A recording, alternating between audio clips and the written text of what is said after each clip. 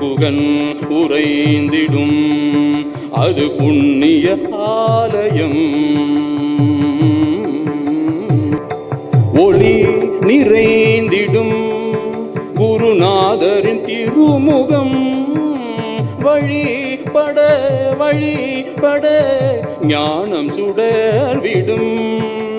அவர் சொல்லும் சொல்லும் அவர் தரும் திருநீரெலா துய விலக்கிடும் ஒரு அருமருந்தாகிடும்.